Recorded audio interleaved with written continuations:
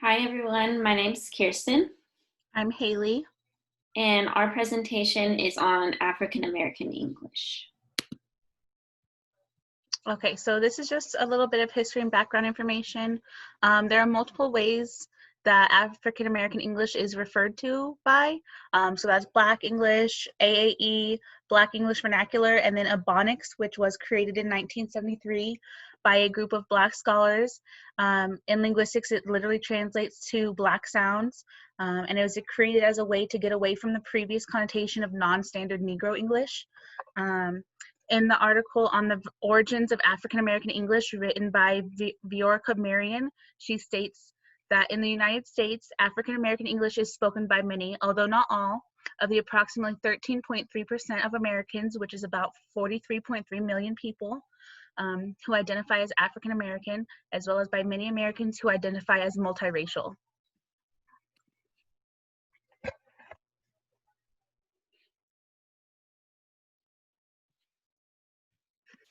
Sorry. So this is just about the diversity of language in our country. So because we are such a diverse melting pot of cultures and languages, we have no official language as a country, which is very unusual because a lot of countries across the world do have one or two like official languages. There are about 350 different languages spoken and about 24 different dialects.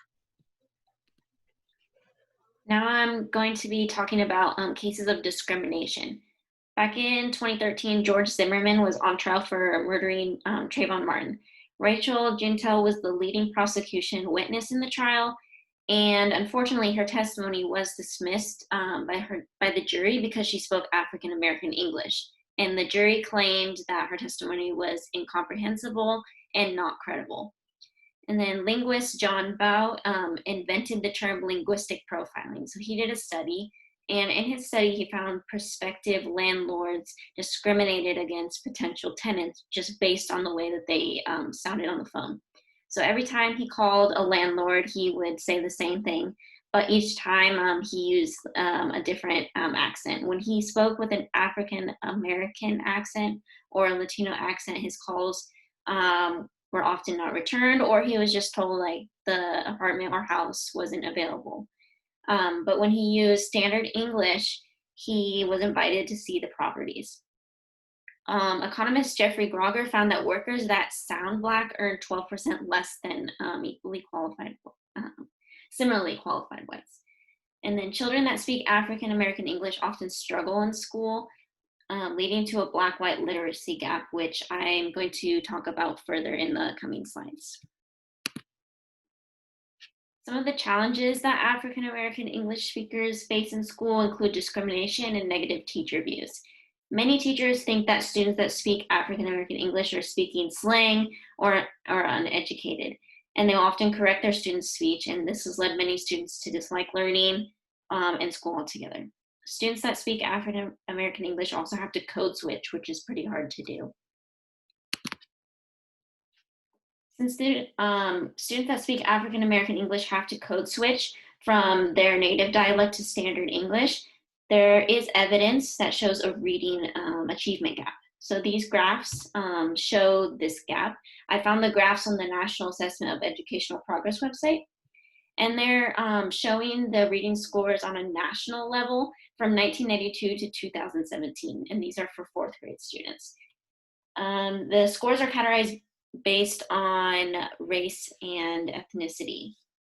So as you can see, the Black students scored 206, and then the white students scored higher with 232 points. And then this other graph is showing the same data, but it's just in a linear form. So the Black students are like on the bottom, and then the white students are at the top. And then this is for the 8th grade students. So as you can still see, the Black students are scoring lower. They scored 249 points, where like white students scored 275 points. So how can we help students that speak African American English do better in school? There was one professor named Dr. Holly Craig from the University of Michigan, and she came up with a curriculum for elementary students to help them learn how to code switch. Her curriculum, called Toggle Talk, treats African American English as a legitimate dialect, and it doesn't think of language as being right or wrong. Instead, it uses the terms formal or informal. African American students that have tried the program have shown to have improved their reading skills and their ability to code switch, which is really good. Additionally, we can help students by teaching them culturally relevant. So this means that as teachers, we should incorporate characteristics of students' cultural backgrounds into lessons. We need to respect students' culture, because if we ignore their culture, we're basically ignoring that they exist. Language is tied to identity, which is then connected to self-esteem. So according to the American Psychological Association, teachers with close relationships with their students reported that students were less likely to avoid school, appeared more self-directed, more cooperative, and more engaged in learning. So overall, by including the cultural product of African American English in the classroom, education is like a stepping stone for a more accepting community as a whole. In our research, we found 2 different films that talk about people's experiences speaking African American English. So this first film, it's a 5-part documentary, and it talks about how African American English has shaped American life, and it also shows that it's a beautiful dialect that is worthy of acceptance. And then it also discusses struggles that speakers have faced. And then the second film, it talks about Andre Robert Lee's experience growing up in the ghettos of Philadelphia, but then attending an all-white prep school. And he basically didn't like that he had to speak and act differently at home versus at school. So now I'm going to show a video clip.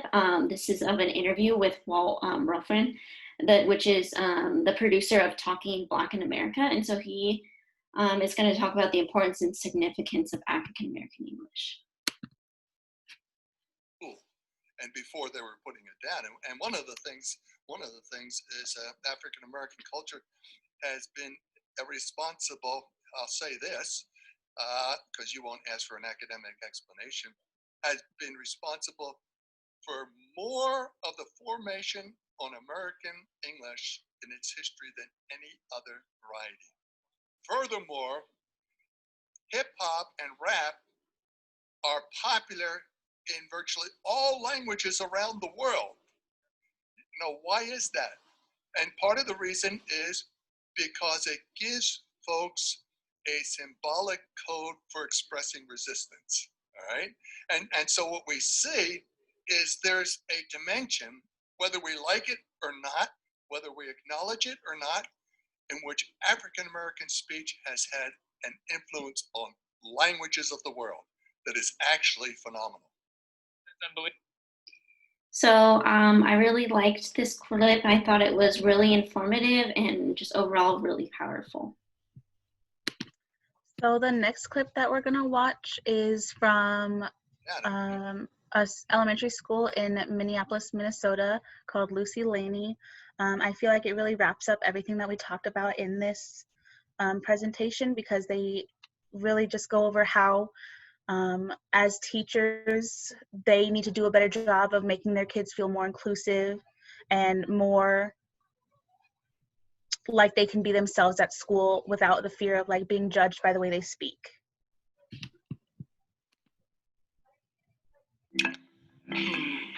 A dialect is like... Isn't it like dialogue? To dissect dialect. Is it about like how you speak? A spoken variety of language. We begin by hearing voices rich with innocence. African American vernacular English. It's a good thing that I read books, but I've never come across that word.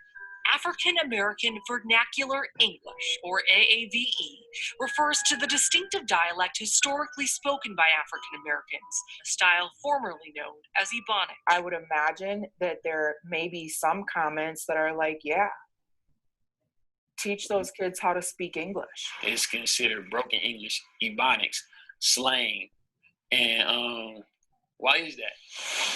Educators at Lucy Laney Elementary in North Minneapolis know it's controversial, but invite you to listen to their own linguistic revolution that will not make them feel like foreigners in a foreign land from the second they walk into the doors. honoring the home dialect of students at a school where the majority of kids are African American. You need to be connected.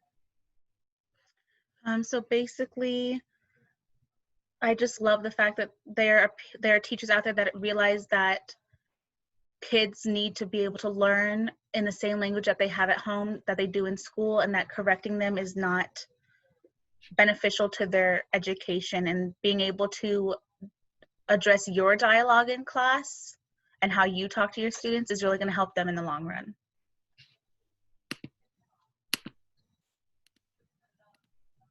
These are our sources that we used, and that is the end of our presentation. Thank you so much for watching. Thank you, guys.